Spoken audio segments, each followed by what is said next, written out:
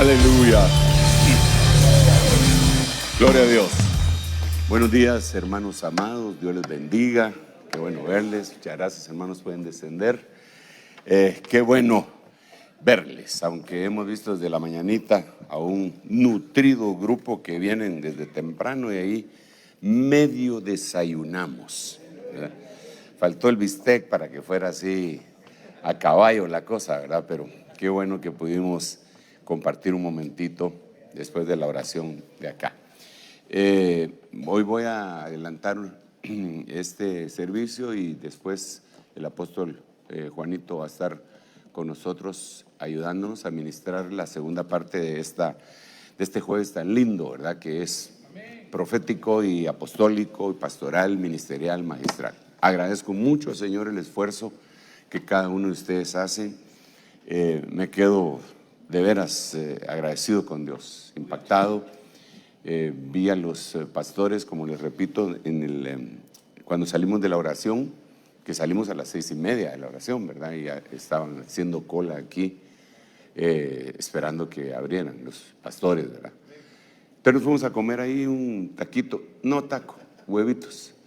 Y entonces mientras conversábamos, yo les preguntaba a qué hora salen de sus casas para poder llegar a tiempo y me dio una tremenda sorpresa que todos, y sé que ustedes también lo hacen, ¿verdad? Vienen bien temprano. Eso es importantísimo porque de alguna manera es la priorización de nuestras actividades, ¿verdad? Es decir, poner en primer lugar lo que corresponde al Señor. Sé que todos ustedes, sobre todo los que viven en los sectores un poco más complicados de tránsito, tienen que ver cómo hacen para venir temprano. Le agradezco al Señor, pero también le agradezco a ustedes que se tomen ese tiempo. Que Dios los bendiga y que se recuerden, ¿verdad?, que Dios es galardonador de los que le buscan, ¿verdad? Así que gracias a Dios por eso. Definitivamente lo que el hombre siembra, eso va a cosechar, y definitivamente las ovejitas que ustedes pastorean van a tener exactamente el mismo sentir, ¿verdad? Porque como el pastor, así son las ovejas, dice la Biblia. Bueno, después de esta brevísima introducción, quisiera hacer una oración y luego conversar un poco más acerca de una temática que hemos estado desgranando desde ayer con los hermanos. Hemos dejado en pausa un montón de temas que son importantísimos, pero como todos nos gusta investigar, yo sé que ese hilo, no de plata, sino que de oro, le seguimos la pista, ¿verdad? Hasta sacarle astillas a todos los temas. Padre, en el nombre de Jesús, gracias por darnos este privilegio tan hermoso, Señor, de poderte servir. Gracias a pesar de nuestras limitaciones, a pesar de nuestra carnalidad y pecados incluso, Señor, tú extiendes tu misericordia y tu paciencia a favor de nosotros. Señor, queremos ser herramientas útiles en las manos tuyas, Señor. Queremos que se realice tu obra a través de nosotros, en obediencia a nosotros definitivamente. Pero entendemos que aunque no lo hiciéramos de esa manera, tú siempre vas a hacer lo que debes y quieres hacer utilizándonos. Por eso, además de suplicarte que nos utilices, Señor, límpianos, te pedimos, límpianos, prepáranos, Señor, en el nombre de Jesús, para que no seamos heraldos descalificados. Te lo rogamos con todo nuestro corazón. Gracias, Padre, gracias, Hijo, y gracias, Espíritu Santo. Amén, amén y amén. Ese aplauso al Rey bendito. Quiero contarle que ayer estuvimos platicando un poquitito del ministerio pastoral con la iglesia, ¿verdad? Y entonces yo les estaba recordando a los hermanos la bendición del pastoreo, de cómo el Padre pastorea, cómo el Hijo pastorea y cómo el Espíritu Santo pastorea, ¿verdad? Entonces hablamos de que Jehová es mi pastor en el Salmo 23 y nada me faltará. Y todo el resto del Salmo tan lindo que por lo menos a mí me gusta repetirlo, hasta poemas y canciones se han hecho con ese Salmo tan hermoso. Luego tenemos en el libro de San Juan, en capítulo 15, al Señor Jesucristo diciendo: yo soy el buen pastor y el buen pastor su vida da por las ovejas, ¿verdad? Entonces ya tenemos al Padre ministrando al Hijo, ministrando de una manera pastoral, y desde luego el Espíritu Santo. En el libro de Isaías, en algunas versiones, no en todas desafortunadamente, dice que el Señor hizo descender a su pueblo y los pastoreó como a ganado. Me gusta más la palabra ganado porque otra versión dice como a bestias. Pero el Espíritu Santo pastoreó a su pueblo, y entonces el Padre pastorea, el Hijo pastorea y el Espíritu Santo pastorea. El problema que tenemos acá es, digamos que problema, ¿verdad? Nosotros los humanos, como porque somos llamados pastores, es que el Padre tiene cuerpo, y entonces al tener cuerpo, ¿y quién no va a querer que el Padre lo pastoree directamente? Y bueno, y la Biblia dice que ¿por qué digo que tiene cuerpo? Porque la Biblia lo dice, ¿verdad? Dice que le habló cara a cara a Moisés, dice que le dieron la espalda cuando él pasó. Así que el Padre tiene cuerpo. El Hijo tiene cuerpo porque él mismo dijo, me preparaste cuerpo, ¿verdad? Pero el Espíritu Santo no tiene un cuerpo físico así literal como el del Padre y el del Hijo. Y entonces tiene templo, somos nosotros, ¿verdad? Y desde luego tiene cuerpo, pero no como los otros, ¿verdad? No como las otras manifestaciones de Dios, no como el Padre ni como el Hijo, sino que se mete en hombres, y ese es el cuerpo pastoral en donde el Espíritu Santo está pastoreando. Entonces la forma más difícil para la gente de aceptar el pastoreo de la Trinidad es la última, es el pastoreo del Espíritu Santo. ¿Por qué? Porque te usa a ti y me usa a mí. Entonces la gente nos ve nuestras debilidades, nuestros pies de barro, nuestras equivocaciones. Y entonces muchas veces, si no tiene que tener una fe así para recibir al Padre, para recibir al Hijo como pastor, no solo como Señor y Salvador, ¿verdad?, sino que como pastor. Y eso puede ser lo mismo con nosotros. ¿Por qué razón? Yo les leía a los hermanos ayer un pasaje que muy conocido del primer libro de Reyes, cuando van a la batalla y el profeta Micaías le dice, no vayan a la batalla, porque yo vi a todo Israel disperso sobre los montes como ovejas sin pastor. Entonces el Señor me dijo, estos no tienen pastor, mejor que se vayan cada uno a su casa. Pero eran pueblo de Dios, pero no tenían pastor. Entonces ahora lo traemos para acá. ¿Cuánto pueblo de Dios hay que no tienen pastor? Y por lo tanto andan dispersos.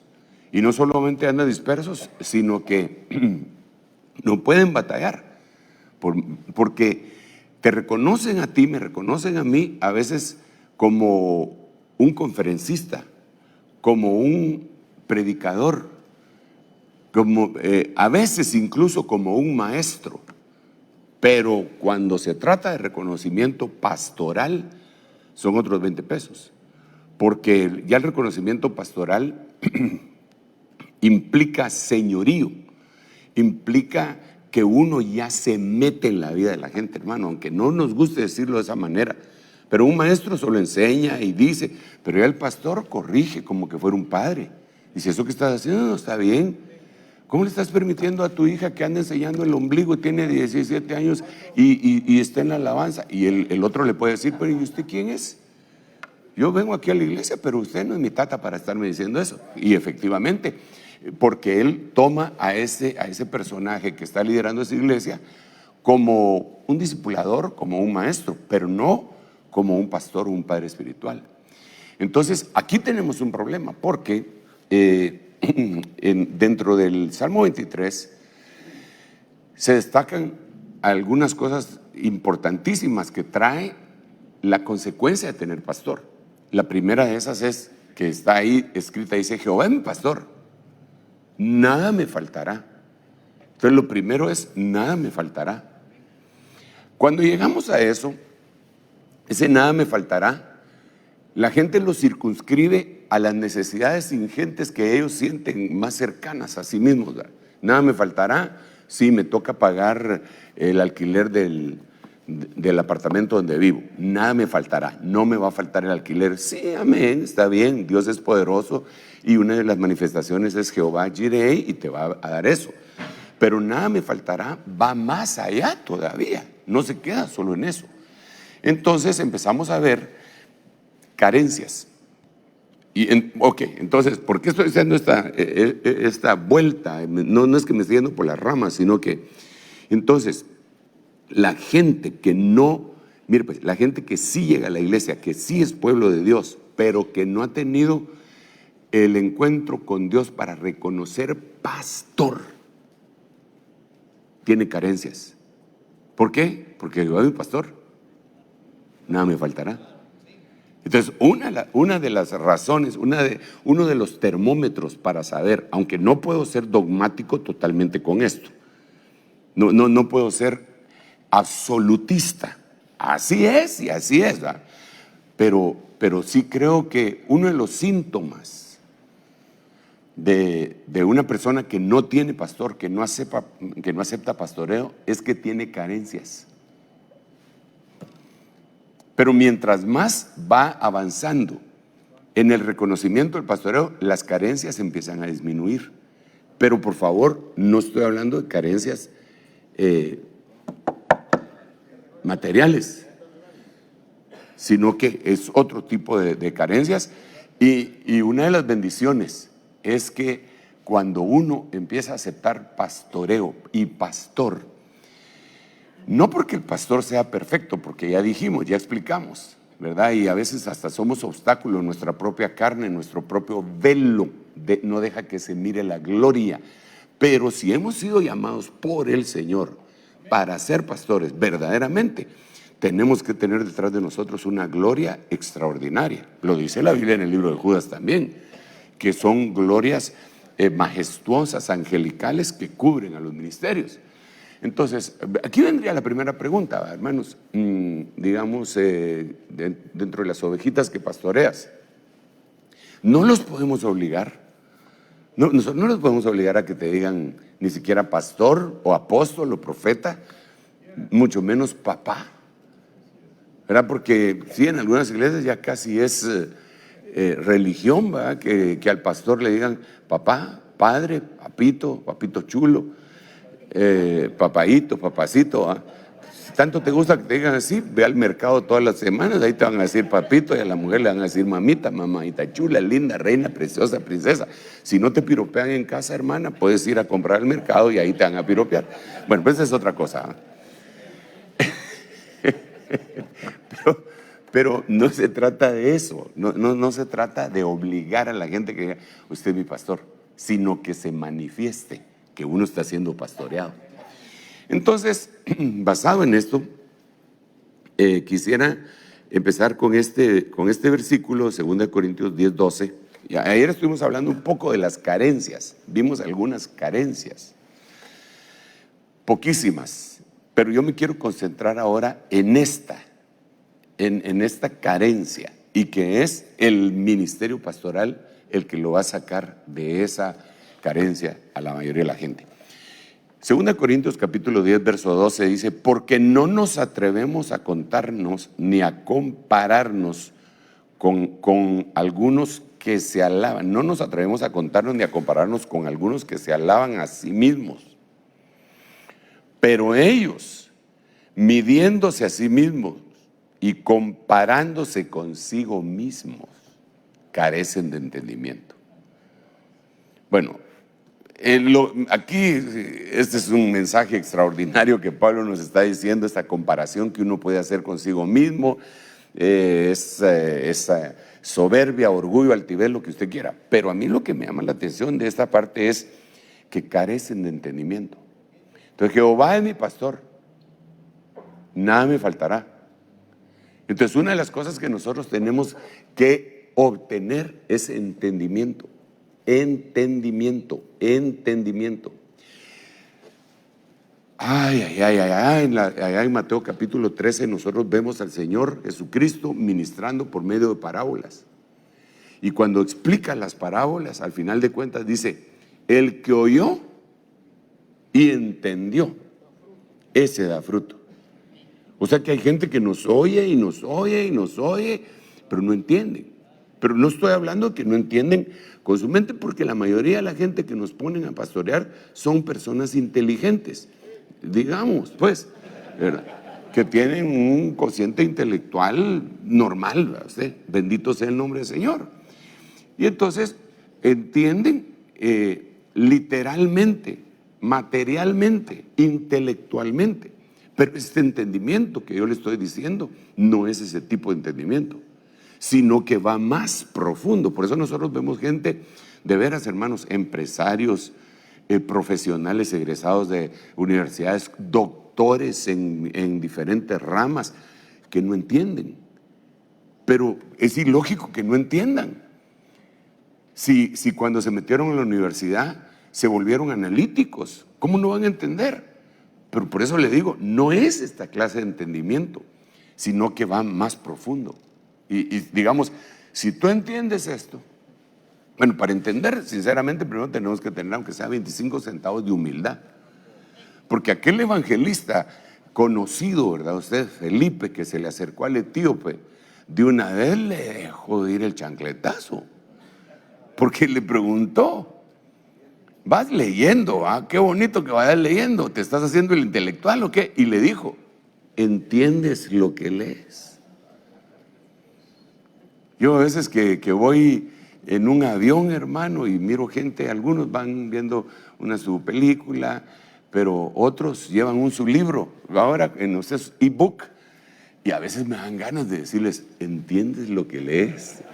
Pero ¿para qué me voy a meter en líos, hermano? Además no soy el juez de ninguno. Pero digo yo, ¿entenderá la gente lo que tú le dices? Porque tú pasas, supuestamente, pues tú pasas periodos de tu vida que para otros son periodos libres, pero que tú los ofrendas. Bueno, por lo menos a mí así me pasa, el día sábado, que todos, una buena parte de las personas lo utilizan para algunas cosas especiales, ir al mercado, ir a hacer tantas cosas tan importantes, ¿verdad? Y todo lo que no pudieron hacer en la semana, y para ir a pasear y sacar al chucho a caminar y toda esa cuestión. Yo, la verdad, pues los entiendo, los comprendo, sobre todo si tienen hijitos pequeños que necesitan que los lleven a la piscina, a jugar fútbol, a que los miren y tengamos ese contacto. Pero yo ofrendo ese tiempo para estar estudiando, entonces me imagino que algunos de ustedes también. Y mientras están en eso y el día domingo ustedes llegan con un mensajón que les costó todo el sábado armar ahí en la noche y desvelándose, y llegan y se echa el mensaje y más de la mitad de la iglesia no lo entiende.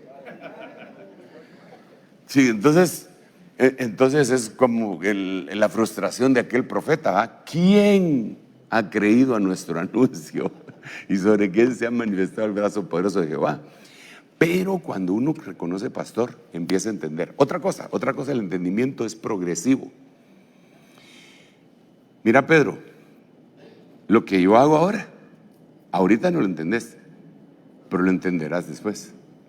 Y vemos a este mismo Pedro en Hechos, cuando él dice, ahora entiendo que Dios no hace acepción de personas. Pero, hermano, 3 años y medio de posgrado con el mejor maestro, doctorado, le había pasado de todo, hermano, había negado al Señor, lo habían regresado, todo, y no entendía. Lo llenó el Espíritu Santo, habló en otras lenguas, y hasta en Hechos 10 dice, ahora entiendo. ¿Cómo andaremos nosotros? ¿Y cómo andarán las ovejitas? Entonces tenemos que analizar esto también para no ser también inmisericordias, ¿verdad? Que el entendimiento es progresivo y que lo que no entendemos al principio lo vamos a entender después. Por eso es que el apóstol Pablo dice, cuando yo era niño pensaba como niño, pero cuando evolucioné entonces ya pienso como un adulto.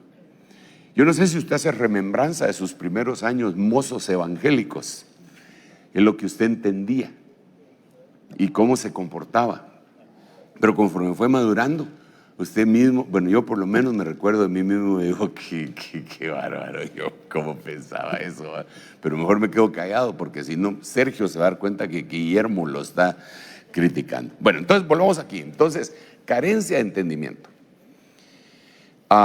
Importante el entendimiento. Yo quisiera leerle este versículo también, Jeremías 9, 23, 24, y después hacerle un zoom. Dice, así dice el Señor, no se gloríe el sabio de su sabiduría, ni se gloríe el poderoso en su poder, ni se gloríe el rico de su riqueza, mas el que se gloríe, o sea, da permiso, gloríese de esto, 2 puntos, que me entiende. Y después de entenderme, que me conoce. Son 2 cosas grandísimas, ¿verdad? Número 1, que me entiende. Y después, que me conoce. Pues yo soy el Señor que hago misericordia, derecho y justicia en la tierra, porque en estas cosas me complazco, declara el Señor. Esto, una de las cosas que me da a mí es esperanza, porque el Señor tiene al alcance nuestro todas esas bendiciones. Pero repito, tenemos que tener 25 años de humildad, porque el etíope, cuando Felipe le preguntó, ¿entiende lo que lees? Fue sincero, hermano. Y le dijo, ¿cómo entenderé si no hay quien me lo explique? El viaje que el etíope había hecho a Jerusalén era preguntar si Isaías 53 hablaba de alguien que habría de venir o de sí mismo, porque algunos teólogos judíos decían que en Isaías 53 estaba hablando de sí mismo. Y entonces lo dejaron todo confundido, y él venía leyendo y se encontró con Felipe, y dice que le empezó a explicar desde Isaías 53 hasta el bautismo. Casi no sabía ese evangelista no sabía mucha doctrina, ¿eh? Desde Isaías 53, hermano, hasta el bautismo. Es impresionante. Yo no sé, yo digamos, como no sé nada de música, me quedé, cuando miro a Felipe explicando Isaías 53 hasta el bautismo, ni sabe de quién me recuerdo yo. De Händel. ¿Usted sabe quién es ese? Sí. Händel es el que hizo el Mesías, la obra del Mesías. Y solo música. Y dice, los que saben y conocen y han escudriñado ahí, que empezó desde Isaías 53 hasta el ascenso del Señor Jesucristo. Y yo lo único que sé del Mesías es aleluya, aleluya, aleluya, aleluya. Pero esa obra, no sé cuánto tardará, ¿no tienen ustedes ahí? Tarda más de 1 hora de pura música, que en cada estrofa musical está narrando, hermano, el nacimiento de, a saber cómo lo hizo, pero es famosísima, ¿eh? Bueno, entonces, entendimiento. Yo quiero entendimiento en el nombre de Jesús, porque eso está íntimamente ligado con el discernimiento, con la sabiduría. Bueno, entonces hagamos un zoom acá. El que se gloría, ¿qué se gloría en esto? Número 1, que me entiende. 79:19, la sabiduría. Fíjese que esa palabra es una de las palabras que se traduce en sabiduría. Pero ahora resulta que nos la ponen como entendimiento. Es la sabiduría sacal. Es la sabiduría sacal, entender eso. Y que me entiende. Y número 2, que me conoce. Esa es la sabiduría yadá, pero ese conocimiento, y de eso hemos estado platicando también, de todas las formas de manifestación del Señor a través del tetragramatón. Jehová Nisi, Jehová Shalom, Jehová Jireh, pero posteriormente los nombres que tienen significado de Jehová. Por ejemplo, algunos de esos nombres, Joaquín, por ejemplo. Joaquín es un nombre que habla de Jehová, pero nosotros lo redujimos, ¿verdad? Joaquín, Quincho Barrilete. Pero ese nombre es una manifestación de Jehová. Bueno, pero no me quiero detener ahí, ¿va? Porque ese no es el tema. Pero que me entiende. Entonces, ¿tienes pastor? ¿Tú tienes pastor? Sí, hermano, Jehová es mi pastor y nada me faltará. Ah, bueno, sí, ese, bendito sea el nombre del Señor. Ese es un pastorazo que todos tenemos y queremos, ¿verdad? Jesús, nuestro pastor, Dios mío, el gran pastor de las ovejas, el megapastor que por la sangre del pacto nos hizo aptos para toda buena obra, el pastor y obispo de nuestras almas. ¿Quién no va a querer con Jesús? Pero ya humano. Yo lo tendría que preguntar de otra manera, pero me cuesta por mi calidad de humano. Pero te preguntaría, sin esperar que me dijeras sí, no, quizá, tal vez, pero soy tu pastor. Porque alguien dirá, no, usted es mi apóstol. Sí, pero es que el apóstol, una de las cosas que hace es pastorear.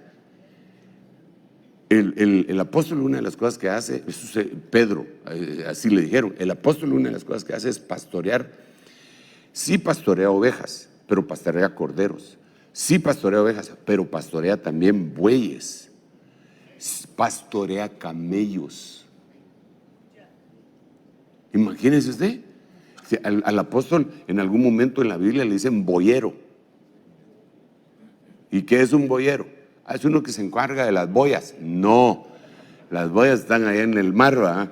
De los bueyes, de los camellos. Eso es bien impresionante. Digamos, Eleazar es un prototipo de apóstol que llevaba camellos y se preocupaba por los camellos. Fíjese qué tremendo. Así como usted se preocupa por las ovejas, pues espero que se preocupe por las ovejas, se interese. El ministerio apostólico, una de las cosas que tiene es preocuparse por los camellos, que les den de beber a los camellos. Porque eso fue lo que dijo Eleazar, ¿verdad? Que la señal de que esta mujer es la que se va a casar es que traten bien a estos camellos, que les den de beber. Yo le voy a pedir agua solo para mí, pero si ella le da a los camellos, esa es. O sea que el interés aquí, bueno, dejémoslo ahí, va. No, mejor no lo dejemos ahí. Una de las señales, por favor, pido que no vayan a tomar lo que voy a decir descontextualizado. Sobre todo mis amados tiktokeros, que los bendigo mucho. Por favor, no confundan al pueblo, ¿verdad? Pero una de las señales de una iglesia que se va a casar es que tratan bien a su pastor. Le dan de beber y no veneno, no cicuta. ¿De dónde me baso? Eleazar poniendo la señal, diciendo que sea la que se va a casar, la que yo le pida agua para mí. Pero ella diga, te voy a dar a ti y a los camellos también. Bueno, sigamos aquí pues. Yo lo miro muy callado, pero hoy ya no quiero alegarle, porque ya los hermanos me contaron que a las 4 de la mañana salen para llegar a tiempo aquí. Entonces yo siento que cuando les estoy hablando aquí y van volando bajo, digo yo, pobres estos hermanos, se desvelaron anoche predicando, y ahora vienen, se levantaban a las 4 de la mañana, mis palabras los arrullan, digo yo. Pero sigamos acá. Bueno, sigamos acá. Entonces, el entendimiento. Yo quiero entendimiento. ¿Cuántos conmigo? Bueno, mire pues, en primer lugar, considera lo que te digo, pues el Señor te dará entendimiento en todo. Segunda Timoteo capítulo 2 verso 7, ahí hay un boyero que le está diciendo a un pastor que va a ser apóstol también, que es Timoteo, considera, evalúa, analiza lo que te estoy diciendo, el mensaje. No me voy a referir al mensaje que le está diciendo el apóstol Pablo, solamente que una de las formas de obtener entendimiento es la consideración de la palabra apostólica. Y entonces el Señor te dará entendimiento en todo.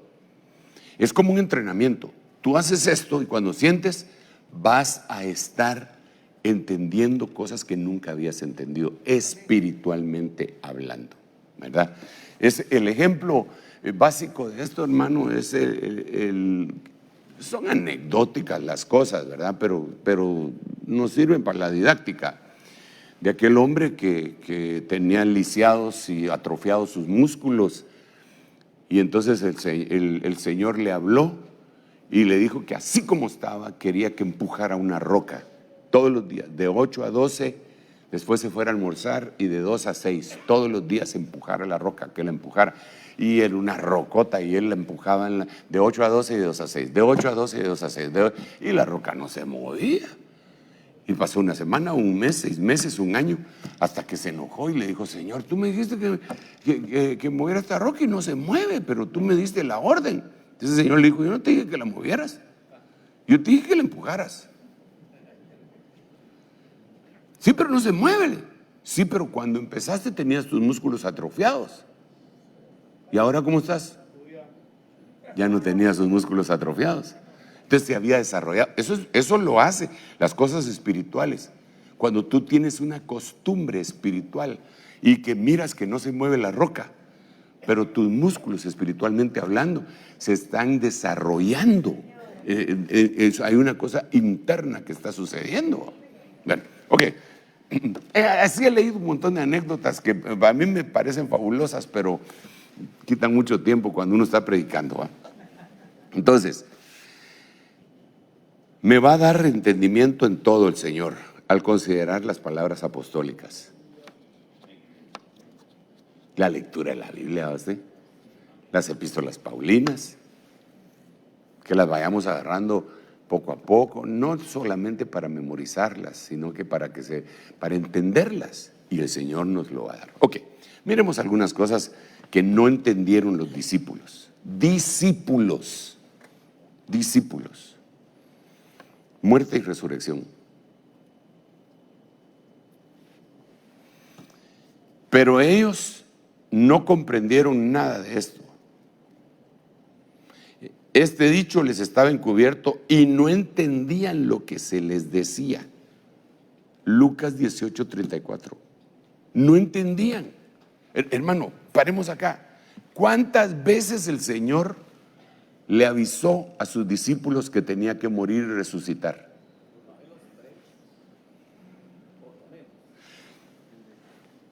Miren, búsquenlos. Yo creo que, no sé si lo tengo acá o a saber en dónde, en algún lado lo debo tener, pero 3 veces relatan 3 evangelios. Mateo, Marcos y Lucas relatan la misma vez, la relatan los 3, solo ahí son 3. Pero Juan y otros libros añaden otras veces que el Señor dijo. Y estos libros que estoy diciendo, como el libro de Lucas, hay algunas veces que ellos los ponen y los demás no. Entonces, al contabilizar, les dijo aproximadamente 10 veces que tenía que morir. ¿Y no entendieron? Ahora la pregunta del $1.000.000 es, pregunto, ¿por qué no entendieron?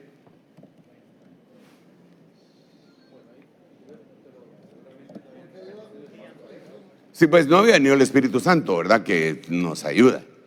Pero no tenían plenitud de pastoreo, aunque andaban con el pastor. Mira, pero otra cosa. ¿Saben por qué uno no entiende a veces? Porque uno ya tiene su propia opinión. Fíjense, pues, mire. Le voy a contar una historia. Si se vale contar historias en estos 15 minutos que me quedan. Ahí le va, pues. Estábamos en un estudio de pastores un día jueves. Mi pastor está predicando. Está en el auge, está en su fuerza. Está predicando. Y entonces, él da lugar a preguntas.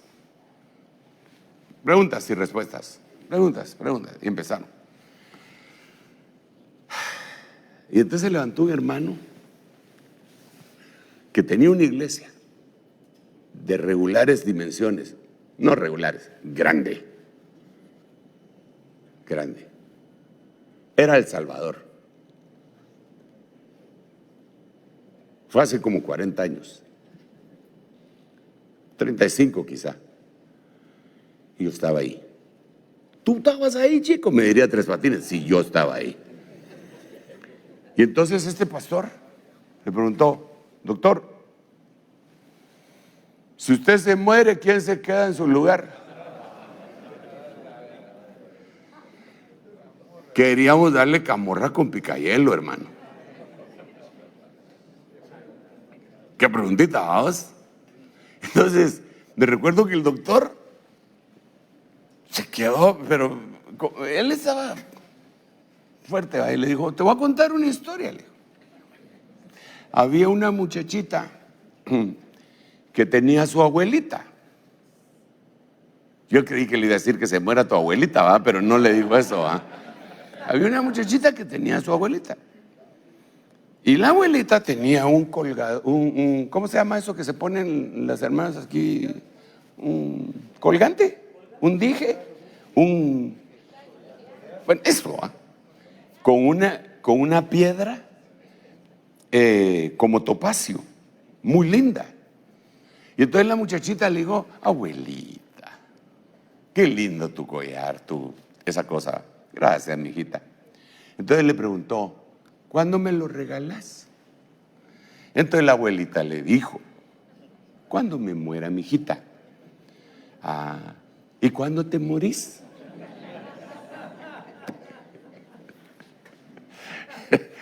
Así le contestó. Pero ¿qué era lo que estaba pensando él? ¿Qué era lo que estaba pensando ese pastor? A ver, descríbame ese gran misterio. ¿Qué estaba pensando? Mira, nada que quién se caería. Él tenía una iglesia de las más grandes, ¿eh? Entonces él decía: yo quiero sacarle aquí la palabra de que soy yo, ¿eh? Bueno, pues entonces, mire, pues, supóngase que renuncio, reprendo, rechazo, reviro en contra, pero que vengo yo y les digo a ustedes, hermanos, fíjense que el Señor me habló, que me lleva y ya me voy. Así que hasta la vista. Y entonces, y uno de ustedes: hermano, ¿y quién se va a quedar en su lugar? ¿Será que yo? O sea, ¿qué estaba pensando esa persona? Ahora, ¿por qué le estoy diciendo esto? Ya le puse 2 ejemplos. Porque viene el Señor en las diferentes oportunidades, más de 10, que les dijo que se iba a morir. Ellos tenían su propio pensamiento. Por eso no entendían. Porque para entender, lo primero que tenemos que hacer es despojarnos de nuestro propio entendimiento y decirle: yo quiero el entendimiento tuyo, no el mío. Entonces el Señor les dijo: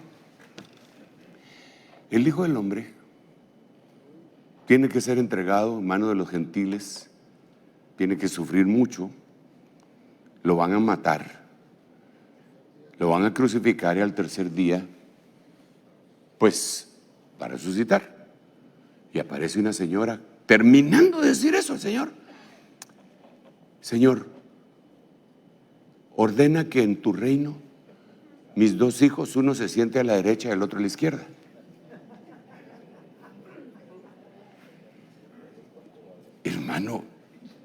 Hermano, le están dando una grandísima noticia y mire con lo que sale la señora. Es que no le dije como usted pensó que le iba a decir, porque era la mamá de Juan, ¿verdad? Y yo con Juan si no me meto, ¿verdad? Que es tremendo siervo de Dios, ¿verdad? Entonces ellos tenían su manera de pensar y eso me lleva a meditar que nosotros no comprendemos el plan de Dios porque ya tenemos nuestra opinión y nuestro concepto. Entonces, como ya lo tenemos, mire, antes hace mucho tiempo se usaban cassettes, ¿verdad? ¿Usted todavía usó cassettes? Mire, pues a veces por ahorrar, ¿va usted? Grabábamos sobre el mismo cassette algo que nos interesaba y cuando lo oíamos no estaba clara la señal, a veces se oía lo que había dicho en la primera grabación, ¿verdad?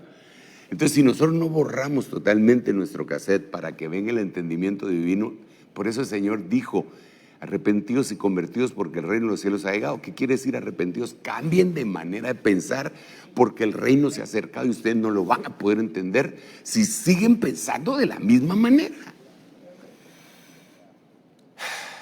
Otra vez dice el Señor: Porque se los dijo muchas veces, les dijo, así como el Hijo del Hombre, así como la serpiente fue levantada en el desierto por Moisés, así el Hijo del Hombre, ¿qué les estaba diciendo? Hermano, óigame bien. Es impresionante, insultante y triste y frustrante que cuando el Señor murió, los judíos llegaron con el gobernador y le dijeron: necesitamos que le pongas guardia, porque este engañador, aún viviendo, dijo que iba a morir y que iba a resucitar. Los fariseos le pusieron más atención que los discípulos, hermano. Y entonces van a venir y van a robar el cadáver, y el postrer error va a ser peor que el primero. Ellos, bueno, no entendieron, pero sí le pusieron atención. En otra oportunidad, ya voy a pasar eso, porque lo que quiero yo es decir que nosotros tenemos que suplicarle a Dios que nos sea revelada la muerte y la resurrección. Porque esto es muy básico, hermano. Si Cristo no resucitó entre los muertos, ¿qué estamos haciendo nosotros aquí? Vana es entonces nuestra fe. ¿Para qué vivimos? ¿Para qué? Si Cristo no resucitó, es un engaño terrible que estemos por 2000 años y nosotros dedicando toda nuestra vida a decir eso. No. Es decir, si estamos aquí, pero lo que a mí me impresiona es que cuando se han hecho encuestas en países, digamos en Estados Unidos se han hecho encuestas, y un fuerte grupo, porcentaje de pastores no cree que Cristo haya resucitado. ¿Qué predican?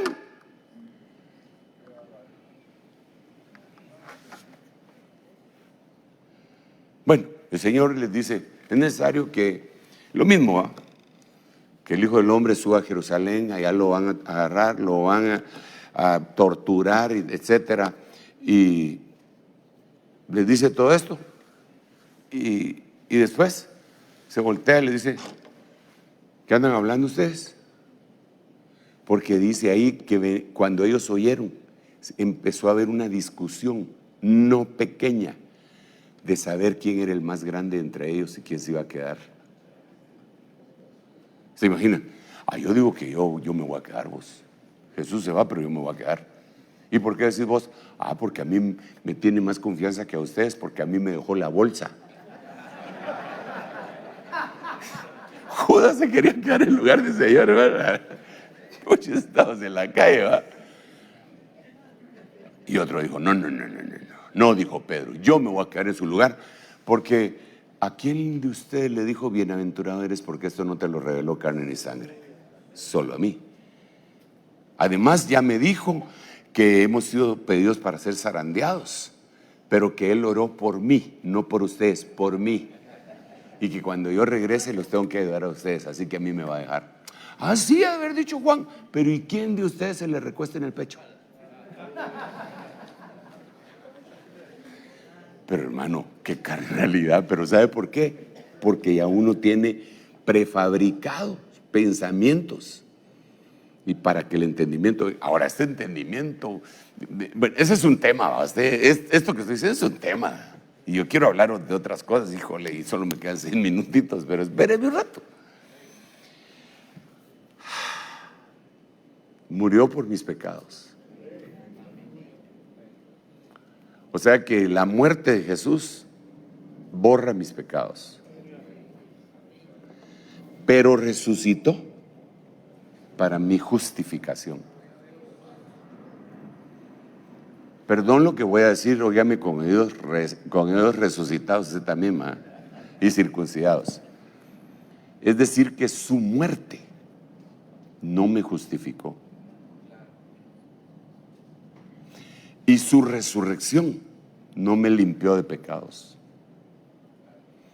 Lo que a mí me limpió de pecados fue su muerte. Eso no lo digo yo, eso lo dice la Biblia. Y creer en su resurrección me hizo justo. Es decir, posicionalmente me hizo justo. La muerte de Jesús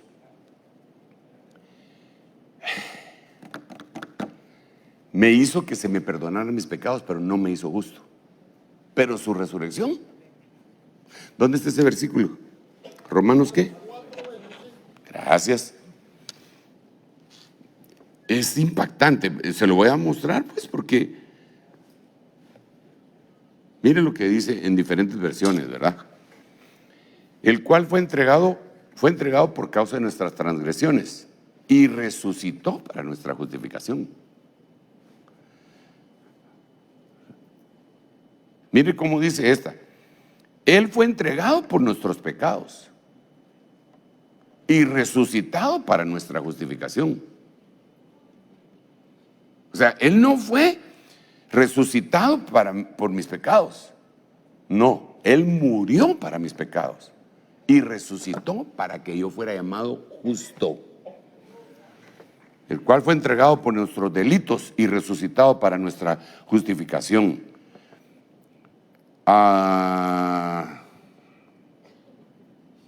Qué tremendo. Él fue entregado a la muerte por nuestros pecados y resucitó para nuestra justificación. Entonces, ¿qué era lo que ellos no entendían? Muerte y resurrección. ¿Qué impacto hacía en ellos eso? Perdón de pecados y justificación, ser justos. Entonces, como no lo entendieron y como no lo han entendido un montón de gente, cuando se sienten acusados por un pecado, ¿qué hacen?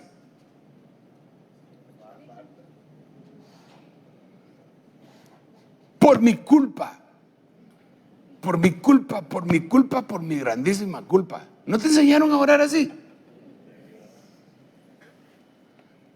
¿Y acaso no utilizaban silicio? ¿Y acaso no se fustigaban? ¿Por qué se fustigaban?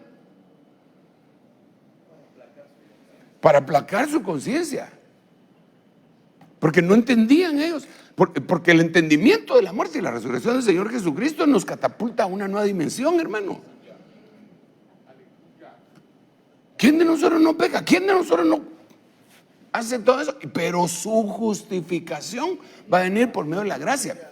Mira, el más grande ejemplo que yo se lo he dicho muchas veces a ustedes, muchas veces, pero que a mí me impactó tanto, es la historia del hombre que hizo la canción tan famosa, Amazing Grace, Gracia Maravillosa.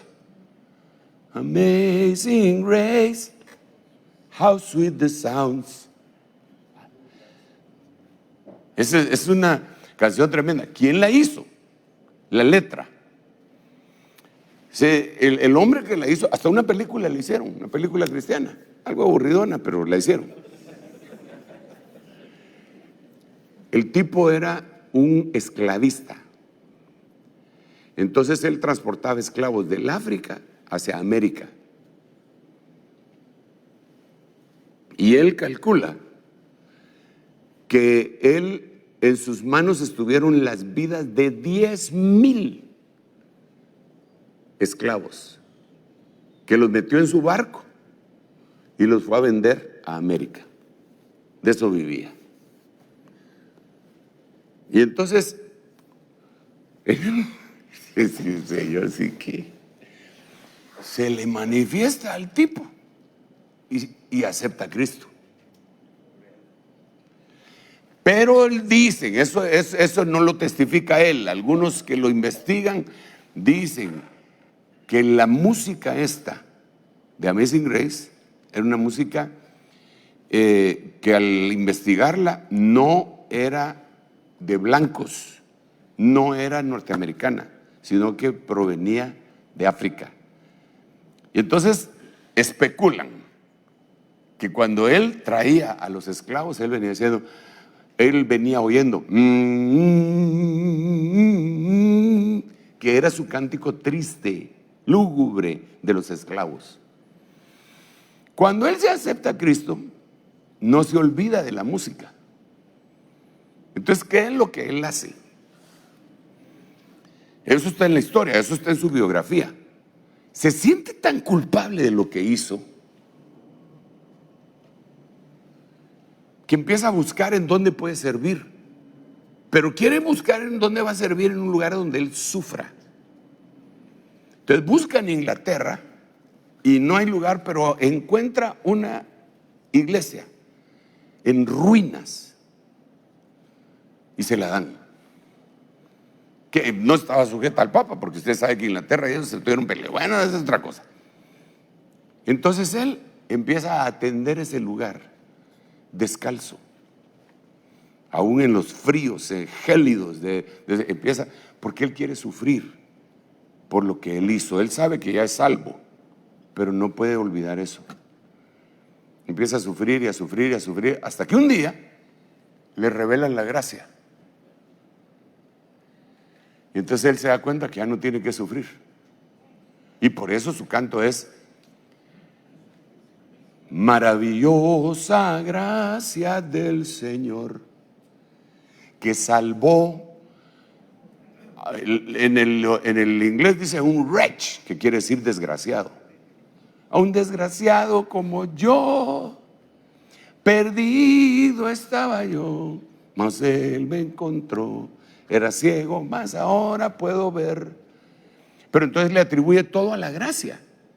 Entonces el que no entiende la muerte y la resurrección de Cristo quiere terminar de pagar con su propio sacrificio, con ayunos, con fustigaciones, con acusaciones.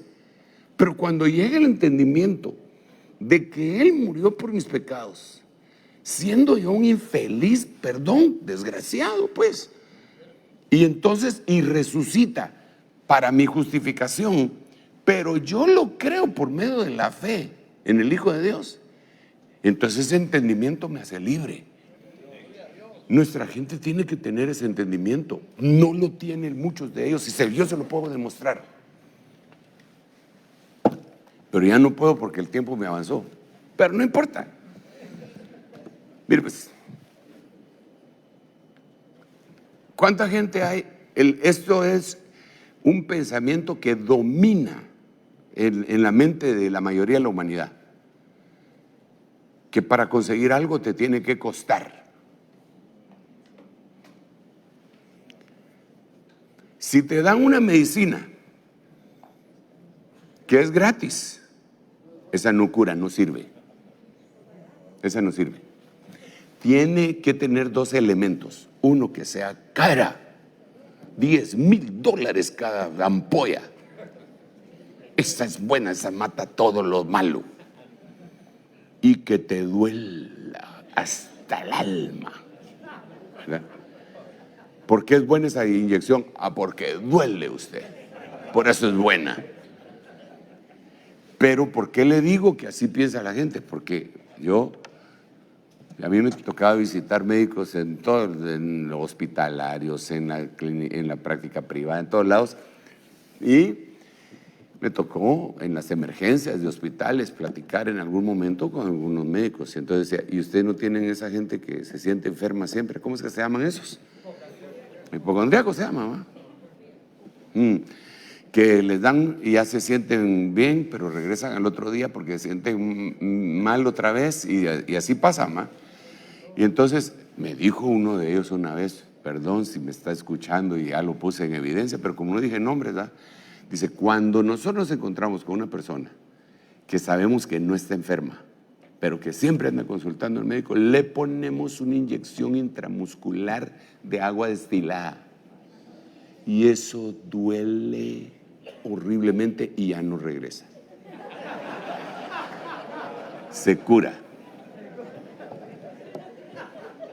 Pero entonces, ¿qué es lo que hay en la mente de uno? Eso me costó. Hasta decimos: el que quiere a Celeste, que le cueste.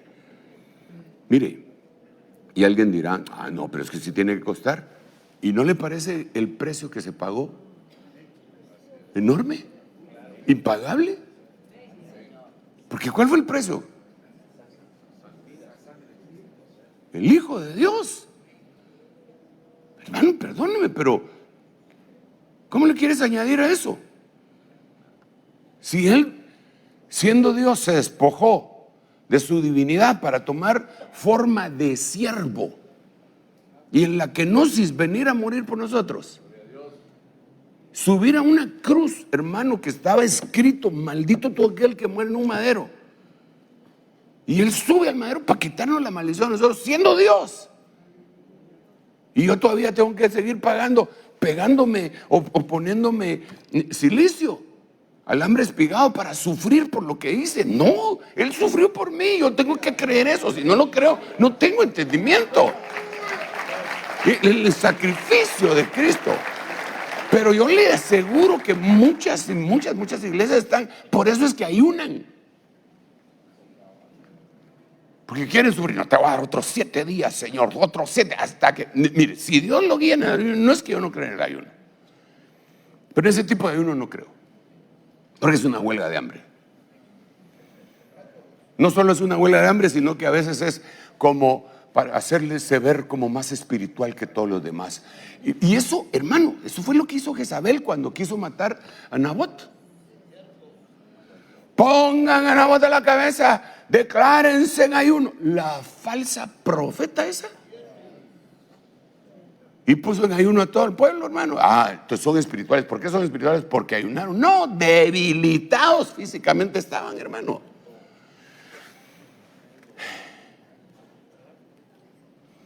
Que venga ese entendimiento.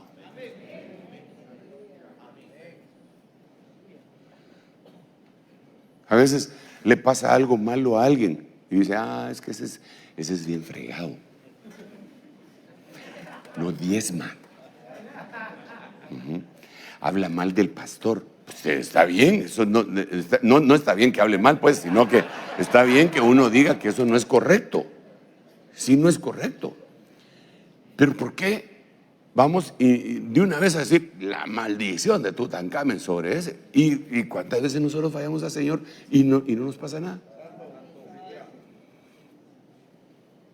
Porque nos está dando oportunidad, porque está soltando la pita. Claro que hay que tener cuidado, porque no sabemos de qué largo puso la pita, y entonces ahí sería cardíaco. Entonces, bueno, definitivamente sí debo finalizar, pero en un ratito. Solo otro, la palabra del reino. Jehová es mi pastor, nada me faltará. Y dentro del nada me faltará, no voy a tener carencia de entendimiento, porque Él es mi pastor, me va a dar entendimiento. Mateo 13:19. A todo el que oye la palabra del reino y no la entiende. O sea, ¿qué cosas no se entienden? Muerte y resurrección. ¿Qué cosas no se entienden? La palabra del reino. El maligno viene y arrebata lo que fue sembrado en su corazón. Este es aquel en que se sembró la semilla junto al camino. Ok, lo voy a dejar hasta ahí. Creo que una de las cosas que nosotros tenemos que hacer, lo primerísimo es conseguir ese pastoreo para que podamos decir: nada me faltará. Nada me faltará. En lugares de delicados pastos me hará descansar. Sí, eso es ya la segunda parte. Pero tenemos que llegar a las ovejas y tratar de explicar, sabiendo que el Espíritu Santo es el que nos envió y Él les va a abrir el entendimiento. Oremos por entendimiento. Pidámosle a la gente, que deben de clamar. Clamar, no declamar, sino que clamar. Clama a mí y yo te responderé. ¿Y qué? Y te enseñaré cosas grandes que tú no conoces, no sabes, no entiendes. Entonces, esto debería ser una necesidad de nosotros. El entendimiento debería ser una necesidad de nosotros. Yo quiero entender que el entendimiento tuyo, Señor, no reclamando. Quiero entender, Señor, quiero que me des tu entendimiento. Y entonces empieza a esparcir entendimiento en todo. En el interno, en el entorno, en todo, en tu corazón, en tu familia, todo lo empieza en la palabra. Qué cosa más tremenda. Padre, en el nombre de Jesús, regálanos entendimiento, por favor. Bendice, Señor, a tus siervos, tus siervas. que tú has levantado, Señor. Danos entendimiento para no perdernos, Padre Santo. Ayúdanos a fluir poderosamente en lo que tú quieres. Yo vengo ministrando esta palabra, Señor, por el Espíritu, por lo que me has hablado al respecto de esto. Bendigo a aquellos hermanos que están aquí presencialmente, pero aquellos que están en los diferentes medios de comunicación masiva, les bendigo también y te ruego que su entendimiento se destape, Señor, en el nombre de Jesús, para que estemos listos, preparados. Así como dijo tu apóstol, Señor, tu siervo, esta es la segunda carta que os escribo, en las cuales en ambas despierto vuestro sincero entendimiento. Así como está escrito, Señor, ceñid los lomos de vuestro entendimiento, preparados para la acción. Te ruego que el entendimiento venga sobre nosotros y después el conocimiento y la sabiduría completa sobre nuestra vida. En el nombre de Jesús, gracias, papá. Amén, amén y amén. Denle un aplauso al Rey bendito. Quisiera suplicarles una oración así bien breve, porque ya me agarró el tiempo también. Yo voy de viaje para estar en Guayaquil, en Ecuador, con el apóstol Samuel Díaz y su congregación, y es un viaje de yo y el muchacho iremos, adoraremos y regresaremos, ¿verdad? Al balazo. Pero quisiera que me enviaran, si fuera tan amable, ¿verdad? ¿Quién le toca ministrar a continuación? ¿Por qué no dirige la oración así breve, solo para enviarme, ¿va? Pero sí necesito que me ayude y que me envíe. Hermano apóstol, ¿pero no es usted el que envía? Sí, pero la Biblia nos enseña en el libro de los Hechos que al apóstol Pablo la iglesia lo envió. Y era el apóstol Pablo y la iglesia lo envió. Pero dice que el que había sido su compañero de fórmula, Bernabé, se fue solito, no lo enviaron. Fue la última vez que se menciona de Bernabé. Fue y fundó una iglesia en Chipre, pero no fue la última vez que se habló de Pablo, porque a él lo enviaron. El otro se fue. Entre paréntesis, no te vayas solito. No hagas tu agenda. Que te envíen. En este caso yo estoy solicitando y pidiendo que oren por mí y me envíen. Amén. Gloria a Dios. Le voy a rogar que extienda su mano hacia acá y como nuestro apóstol lo pidió, amén. Una oración breve pero concisa, ¿verdad? Padre, en el nombre de Jesús te damos muchas gracias. Gracias por tu siervo, el apóstol Sergio Enríquez. Gracias, Señor, por el ministerio al cual tú lo has llamado. Y gracias por la bendición que hemos recibido constantemente durante mucho tiempo a través de él, a través de su vida, a través de su familia. Ahora, Señor, que él está emprendiendo este viaje como iglesia apostólica, pero también como siervos tuyos, lo estamos enviando, Señor, rogándote que tu gracia se derrame abundantemente sobre él, que también venga abundancia de revelación, que venga abundancia de sabiduría, pero que también, Señor, tú lo guardes cada día, Señor, que tú lo guardes en cada avión, en cada medio de transporte, Señor, y que le hagas volver en paz, con bendición y con gran alegría. Bendice también su casa, su familia, a nuestra madre, Señor, mientras él está fuera de casa. Guárdales a cada uno de ellos y a ellos también los bendecimos. En el nombre de Jesús te damos las gracias, Señor. Amén, amén y amén. Muchas gracias, hermanos amados. Que Dios me los bendiga mucho y damos lugar a la alabanza y nos vemos la próxima semana, primero Dios. Digo amén. Yo, si no ha venido el Señor. Ahora amén. Si vino, también nos vemos. Pero amén. Aleluya. Gloria a Dios. Es mi pastor.